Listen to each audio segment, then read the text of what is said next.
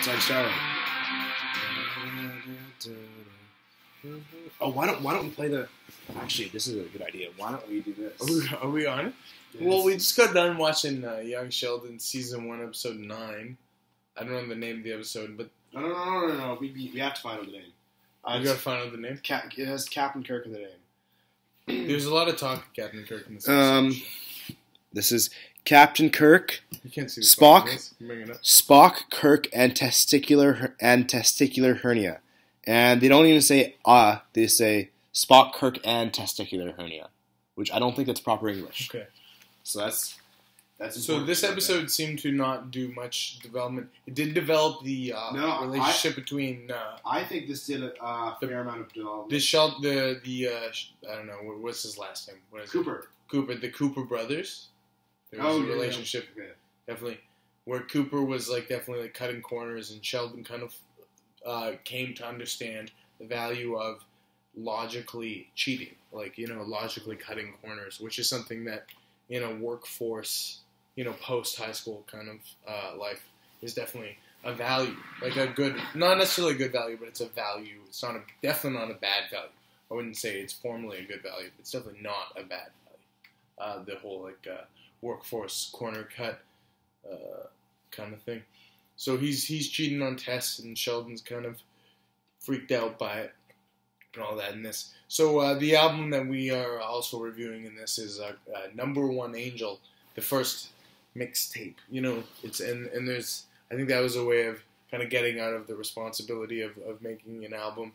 As far as the Twitter stuff I've seen about this record, Number One Angel by Charli XCX, which was a record I listened to, and many of people I respect and people that are good friends of mine as well listened to this record relentlessly throughout the summer. Specifically, a track on this record on Number One Angel that's a favorite of mine is Dreamer, which we are playing now quietly in the background here. I'm also a big fan of Roll With Me. Now, in Sheldon episode 9, yeah, episode 9, I'd like to hear what my good friend and collaborator I got lost it. I dropped the volume. We had some problems earlier. Okay. So, let's cut the bullshit. This episode, we have basic plots. Yep. Georgie needs to pass his math test. If he doesn't pass it, he will be kicked off the football team. Sheldon has to tutor him. If Sheldon successfully tutors him, he can buy anything he wants from the train store under $20, which is advised by Mima, which is how he comes up with the idea. Anyway. Mima's good at finding that balance between, strategic... long story short, Georgie gets a B. Yep. He passes. Everyone's happy. Sheldon finds out he cheats. That's the plot. All we need to know. He goes, he talks to Mima and says, Georgie cheated. And she tells him, because they were watching Star Trek, she says, sometimes you need to be, what was the word? Not loosey-goosey. It was some fucking something. Spock ash. You gotta be loose with the rules. Spock ash. You gotta be loose with the rules sometimes. And he learned a lesson there. And I took some notes during this episode, because there's a lot to say about this. I'm going to turn the volume down again because I don't want to have that problem. So, Number One Angel is really a very good example of sort of post DIW era. So you can easily torrent stuff like so. And this album was you gotta say mixtape. Charli XCX had been teasing this for a very long time. That's for sure. I had heard there's been a lot of she really wanted to release it earlier. And there was some label. The label was preventing it. Yeah, well, she had been working on the studio record. Working on this. XCX3 has been the apparent XCX3, which would be the third album, because she's released two mixtapes within the last year and a half. Yeah, and they're both fucking bangers. Great bangers. Bangers. Perfect pop music. Talk to me. Bangers. Anyway, we're talking Sheldon. Back to Sheldon. Let's see what these notes say. We're talking about Mima. Right, so Mima. And here's one thing we learned about Mima. When Mima tells Sheldon to talk about the trains and buying the train. Yeah. the difference between Mima and if you watch the last review, which I'm sure you all have. Of course, you're keeping up with them. You must. George Sr. treats Sheldon and takes him to Cape Canaveral out of guilt. He's like, okay, you know what? I need to do something for my son. And George Sr. as well as Sheldon's mom, they both love Sheldon, even though he's kind of wacky, a little weird, because he's their son. We have to love him because he's our son. Mima does not love Sheldon out of guilt. She truly loves him as a person. Yeah, she loves her, and you can see it. It's that she's bored of a lot of other people she's had to interact with. Completely. And she's like, wow, I guess my daughter put out this fucking kid that's actually really smart. And she's like, yeah, and hell yeah, this makes life easier to live. She fully and I really like appreciates and embraces the fact that Sheldon is this genius. Yeah, and rather than just and she can see through. She sees through the kind of neuroses because he's a kid. The way I'd say it is the fact that Sheldon's like legitimate parents. They treat him. Oh, this is no. Gotta take a quick moment because this is not what we want to be listening to. No, we're talking. This Number One Angel is the right term. Let's put. What's this? Sheldon season 1 episode. This is. Are we ordering? Are we getting pizza?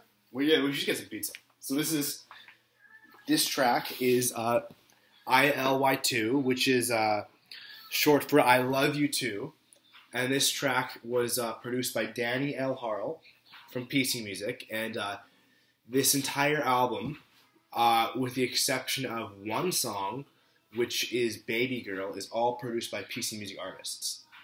Yeah, it's accurate. It's essentially forefronted by A.G. Cook, who is the more or less creator, owner, and main figurehead behind the PC Music brand. And ever since Charli XCX's, I believe, 2016 or 2016 EP, Vroom Vroom, the Vroom Vroom EP, which was pretty eye-opening. Oh, completely. I think for a lot of people that weren't, like...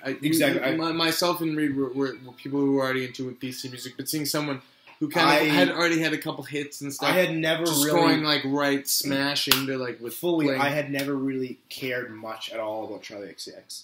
I loved them both, and I was so excited. This is the thing, I didn't. I was fully on board with Vroom Vroom EP because of the Sophie edition. Yeah. And then this is nothing. Since I'm relatively young still. Me too. No, but like here's the thing. I just recently got out of my middle school phase where it's like all pop music is trash. I had that. Sure, yeah. That's why I feel it. I had that what's called that middle school mentality where it's like all pop music is trash. So when it's good to get over that. When Boom Clap came out, man. I did not listen to it because like that's pop music. I don't like pop music. I was already saying Charli XCX for me though. Vroom Vroom EP. It was my first reintroduction into pop music, and now think of even tracks like Fancy. Oh, that's XCX. Dude, that's hot too. What's it called? She's the one saying London and Tokyo. London to Tokyo. That's her. That's the English accent. Then we got Boom Clap, which I love. It's really the Iconopop song. Oh, I love it. I love that song. She's great on it. And that's the thing. I think even that was even a pop song, which I told myself I hate. I'm like, I hate all pop music, and I think I told myself I don't like it, but it's a great song. And anyway, back on topic with Sheldon. Where were we? Mima. So basically, this episode establishes that So in earlier episodes that we've already talked about, you have Sheldon like seeing comic books, and it gives him this slightly more nuanced sense of reality. It's building. So the whole idea is that he's this genius, and then all this stuff that like has to hit him because he's a genius too early helps him become this somewhat more balanced guy that you see in the Big Bang Theory, but he's still not that balanced. We had Sheldon's, I believe, 2 episodes ago, we had Sheldon's first interaction with comic books. He read an X-Men comic. Yeah, that's what I'm talking about. Mutants. So, this is Roll With Me. This track was produced by Sophie, which, big fan. You know what? Let's leave it at this. I think before we leave it, we're at 9 minutes. Why don't you give the pizza call and I'll have a little I'll have a little chat. Would you be interested in, after I call it pizza? Yeah. I call it pizza? Yeah, we can just and then we put this on. Just one. Yeah, like one, like, yeah. You know? Like one, like you just see the camera? Just between, like what? Just like one, like just between, one, like, it's like, it doesn't one, really like, Teen Titans Go, the movie coming out summer 2018. Halsey is Wonder Woman. Yeah, like one Teen Titans Go, the movie coming out, Lil Yachty as Green Lantern. Lil Uzi Vert, because he's green. No, it's Lil Yachty. It's Lil Uzi Green.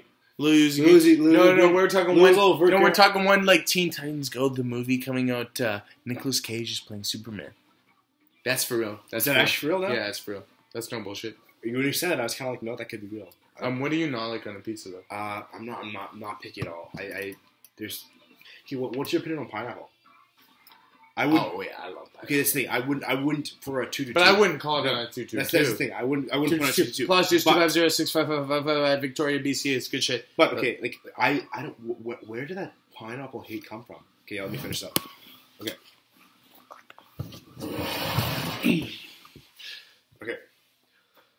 Let's get to the light. Let's do this vlog style. Hey man, can I put an order for the delivery? Okay. 250. Young Sheldon. Where were we? 9231. All right, let me think. Okay, so in this episode, Mima taught Sheldon the benefits of becoming a normal person, and what that means is she taught him that. Because he confronted her saying, hey, Georgie cheated on his math test. That's how he passed. He cheated. He had the answers written on his shoes. And Mima told him, sometimes to get what you need in life, you have to cheat. You have to look at this. What's in there? It looks like that's a peanut shell. I'll do some ranch, man. I'll pick that up.